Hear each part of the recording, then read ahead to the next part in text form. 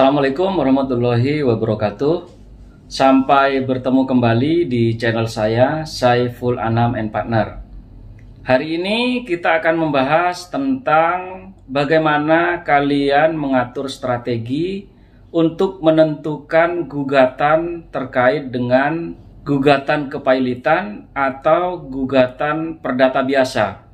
Jadi setiap kali kalian akan mengupayakan hak-hak hukum kalian di pengadilan, itu tentunya terdapat pilihan-pilihan hukum yang menjadi pilihan oleh kalian. Apakah kemudian kalian akan mengupayakan ke pengadilan umum, dalam hal ini pengadilan perdata biasa, baik gugatan wan prestasi maupun gugatan perbuatan melawan hukum, ataukah justru kalian lebih memilih gugatan PKPU atau kepailitan dalam hal mengupayakan hak-hak saudara atau klien saudara.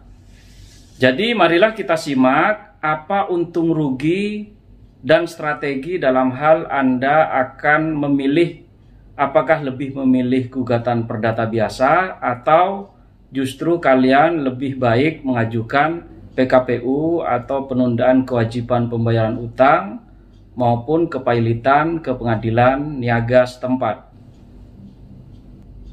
Baik, yang pertama yang harus Anda perhatikan, apakah saudara akan memilih gugatan perdata biasa atau justru gugatan kepailitan ke pengadilan niaga. Maka yang harus Anda perhatikan adalah syarat-syarat dalam hal pengajuan gugatan perdata maupun gugatan kepailitan. Jadi dalam gugatan kepailitan tentu berbeda dengan gugatan perdata pada umumnya, baik perbuatan melawan hukum maupun wan prestasi. Dalam gugatan perdata biasa, baik PMH maupun wan prestasi, itu dapat dengan mudah oleh saudara diajukan dengan atau tanpa persyaratan yang begitu rumit sebagaimana dipersyaratkan dalam gugatan kepailitan. Jadi dalam gugatan perdata biasa itu misalnya saudara memiliki piutang kepada seseorang atau kewajiban seseorang yang tidak dipenuhi oleh yang bersangkutan, maka saudara dapat mengajukan ke pengadilan negeri. Akan tetapi berbeda dengan perdata biasa atau perdata pada umumnya, dalam hal ini perdata khusus atau sering disebut sebagai gugatan PKPU maupun kepailitan, itu setidaknya ada 3 syarat yang harus dipenuhi oleh kalian dalam hal kalian akan mengajukan gugatan PKPU maupun kepailitan ke pengadilan. Syarat yang pertama adalah harus ada minimal 2 kreditor atau lebih. Jadi berbeda dengan perdata pada umumnya, syarat-syarat yang harus dipenuhi menurut Undang-Undang Kepailitan dan PKPU itu setidaknya harus ada 2 kreditor atau lebih yang kemudian dimiliki oleh termohon atau pihak-pihak yang akan diajukan permohonan PKPU maupun kepailitan oleh saudara. Kemudian syarat yang kedua dalam hal kalian akan mengajukan gugatan kepailitan atau permohonan kepailitan ke pengadilan niaga, itu utang yang dimiliki oleh saudara itu sudah jatuh tempo. Jadi kemudian kalau piutang yang saudara berikan kepada kreditor belum jatuh tempo, maka tidak bisa kemudian diajukan kepada pengadilan niaga setempat. Kemudian syarat yang ketiga, dalam hal saudara akan mengajukan gugatan kepailitan itu dipersyaratkan adanya pembuktian yang sederhana.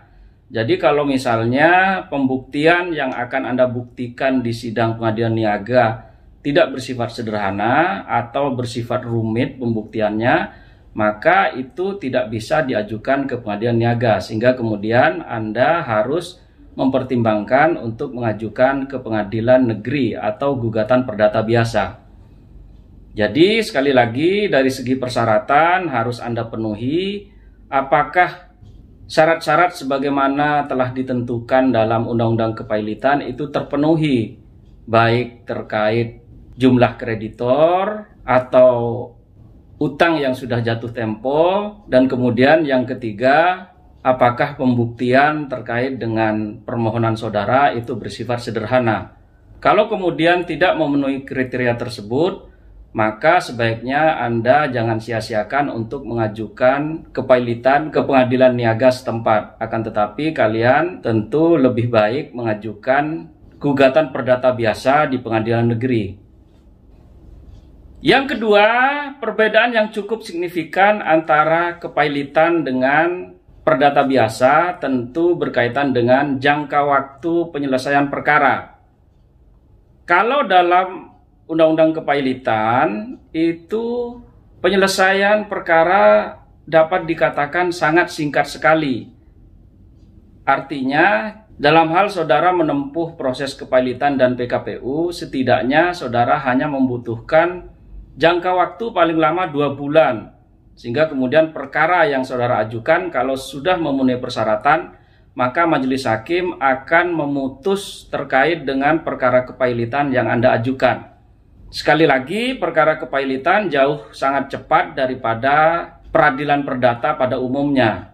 Kalau peradilan perdata pada umumnya setidaknya harus menempuh jangka waktu 3-4 bulan atau bahkan bisa lebih. Bisa kemudian kalau para pihaknya tidak menghadiri persidangan, maka bisa jadi sidang berlarut-larut, bisa sampai persidangan di tingkat pertama itu bisa mencapai 1 tahun. Artinya dari segi kecepatan dalam hal pemeriksaan perkara, itu lebih cepat perkara kepailitan dan PKPU. Kemudian yang ketiga, yang tidak kalah pentingnya, apa keuntungan terkait dengan gugatan PKPU dan kepailitan yang akan Anda ajukan? Itu terkait dengan shock terapi. Biasanya apabila seseorang atau korporasi itu diajukan permohonan PKPU maupun kepailitan, mereka justru lebih takut untuk tidak melunasi kewajiban utangnya kepada pemohon PKPU maupun kepailitan. Untuk itu, sarana PKPU maupun kepailitan itu menjadi sarana yang sering digunakan oleh seseorang untuk memberikan shock terapi kepada termohon PKPU maupun termohon kepailitan. Karena sekali lagi, harta yang dimiliki oleh termohon, baik bergerak maupun tidak bergerak, itu nantinya bisa diurus oleh pengurus maupun kurator, sehingga kemudian permohonan PKPU maupun kepailitan itu jauh lebih ditakuti oleh termohon PKPU maupun kepailitan. Untuk itu, biasanya seseorang yang sangat jeli dalam hal berperkara ke pengadilan, itu kalau kemudian memenuhi syarat-syarat dalam hal pengajuan PKPU maupun kepailitan, mereka lebih memilih sarana upaya hukum baik kepailitan maupun PKPU di pengadilan niaga. Yang keempat, yang tidak kalah pentingnya, dalam hal kalian apakah memilih gugatan perdata biasa atau kepailitan, Anda juga harus mempertimbangkan jumlah kekayaan tergugat atau termohon. Apakah kemudian termohon atau tergugat memiliki jumlah kekayaan yang cukup untuk memenuhi kewajiban kepada saudara, atau justru kekayaannya tidak cukup untuk membayar kewajiban kepada saudara? Karena kita tahu dalam hal kepailitan nantinya yang harus dipenuhi oleh termohon itu tidak hanya kewajiban kepada saudara, akan tetapi terhadap keseluruhan kewajiban yang harus ditanggung oleh termohon PKPU maupun kepailitan. Seperti yang kita ketahui dalam pembagian kreditor baik kepailitan maupun PKPU itu dibagi menjadi 3 bagian, yakni kreditor preferen, kreditor separatis, dan kreditor konkuren. Artinya Anda harus mempertimbangkan sejauh mana kewajiban yang harus ditanggung oleh debitor untuk kemudian menyelesaikan utang-utangnya kepada para kreditor yang tadi saya sebutkan. Artinya saudara harus menghitung betul apakah kemudian dimungkinkan terhadap debitor akan mampu menyelesaikan utang-utangnya tidak hanya kepada saudara, akan tetapi kepada kreditor-kreditor lainnya. Kalau kemudian ternyata harta yang dimiliki oleh debitor tersebut tidak cukup untuk menyelesaikan utang-utang debitor kepada kreditor-kreditor lainnya, maka saya kira patut untuk dipertimbangkan oleh saudara untuk mengajukan gugatan perdata biasa.